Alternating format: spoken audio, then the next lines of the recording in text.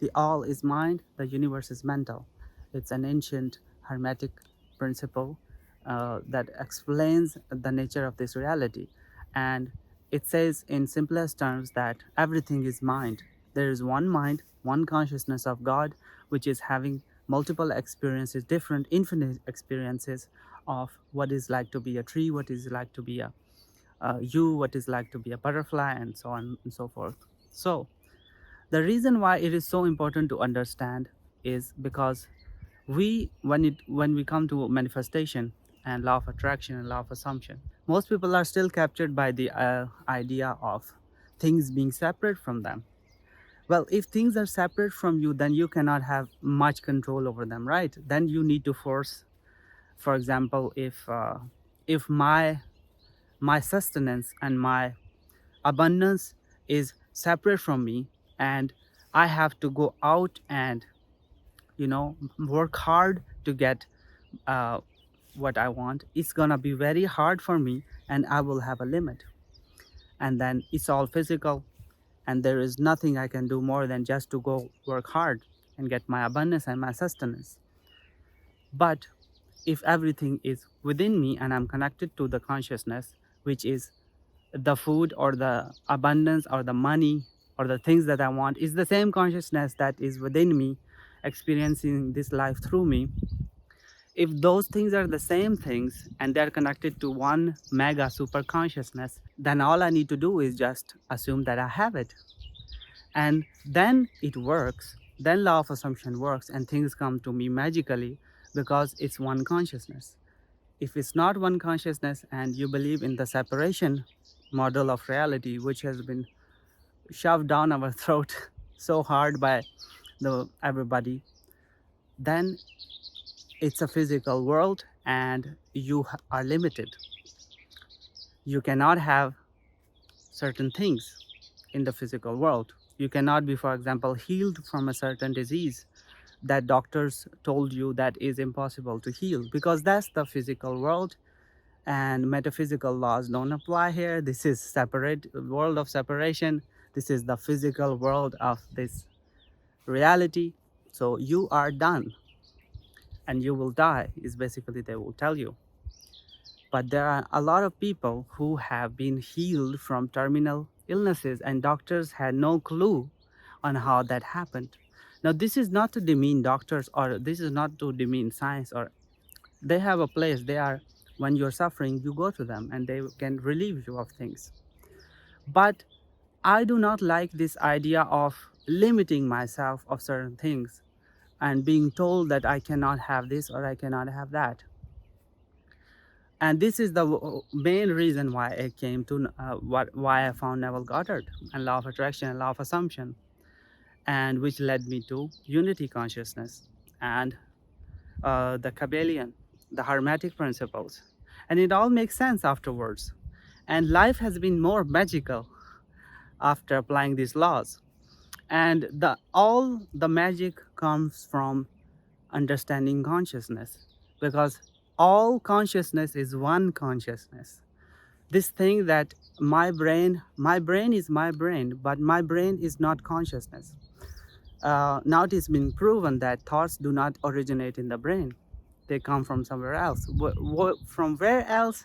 That's probably will never be found, but because it's a non-physical thing. Consciousness is not physical or sort of like local. It's everywhere all the time and it cannot be seen. So when consciousness is everywhere all the time, and so when all consciousness is one consciousness, then we exist in this infinite sea of one consciousness all together. So if you exist in it, what you want also exists in it. It doesn't exist outside of God. Nothing exists, nothing can exist outside the being of the all. So if it is in there and you're in there, so how do you go or attract that thing towards you? You assume, because consciousness operates on imagination and thought. Imagination is probably the only action of consciousness, because it In the beginning, there was nothing, and consciousness or God imagined things into being. God imagined a tree, and a tree became alive. And God imagined man, so man became. So, imagination and thought is the spiritual qualities of God that make things out of nothing. And so everything is in the being of God, and you want something from that being, which is you, by the way. There is no separation, but just to make this concept easy, that we are all within one super consciousness. And what do? You assume, you imagine. This is why it works. It would not have worked, it would not work at all if there was no connection between you and what you want, if there was no connection with us, all people, mental connection. And I gave this example previously in one of my videos, and I will reiterate it here, that I uh, I wanted to test this law of mentalism, and so I imagined getting a text from a friend from whom I didn't heard for months. There was no way this person would text me that day, and they did. They did. After me imagining that they had texted me, they texted me the same day within few hours, and I was shocked. And at the same time, I was like, of course, it works. And the probability of that is what? How do you calculate the probability of something like that happening? So it's not a coincidence. It can't be a coincidence. It was too perfect, the timing. So that proves that there is some connection between all of us that superseded this person's will, and compelled them to text me, even though there was no reason. It was just hello, how are you? It wasn't something important. Just how are you? How are you doing?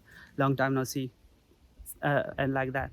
So there was some sort of communication fabric that I put my thought on, and my thought was received by this person. Law of mentalism. My consciousness and their consciousness is connected to the superconscious, and this medium called ether, which Napoleon Hill talks about in Think and Grow Rich, it's an ancient concept of this world being etheric. Like ether is just like air, a medium, invisible medium, which permeates the entire existence, and it can be used to communicate mentally. Telepathy, I won't claim that I'm a guru with into mental communication with, but I did this experiment and it succeeded. So there's that. So the point is, imagination and thought is the spiritual quality that, or tool that you can use to communicate to the superconscious what you want to attract, or where you want to be in life, or what is your future. You imagine your future and you bring it in the now moment, and you feel it fulfilled within you. And then this way you have communicated to the superconscious that this is who you are. In that fulfilled state, you send the thought up into the consciousness, which is not up, it's the same consciousness, but you get the picture. You will become in this physical life what you imagined. And so this is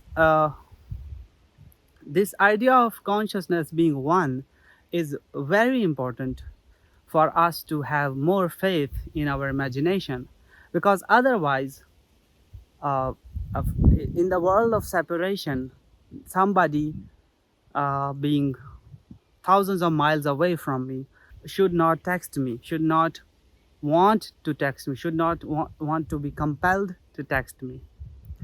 And I just thought about it.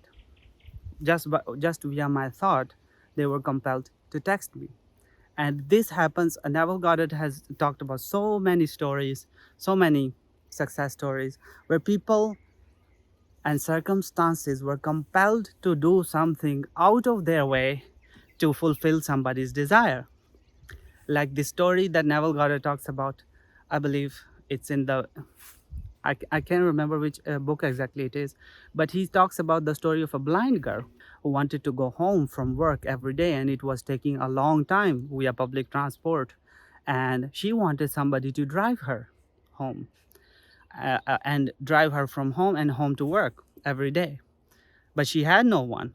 So she applied the law of assumption and imagined being driven every day from work to from home to work, and she felt the seat of the car, the leather of the car, and the movement when a car moves on road. There is a certain vibration. She felt all that, and she imagined it, and lo and behold, uh, somebody, I believe somebody, put an ad in newspaper that they were interested in blind people, and so she contacted this person. This person came to her, they talked, she told him about her predicament, that she wants to be driven from home to work, and he agreed.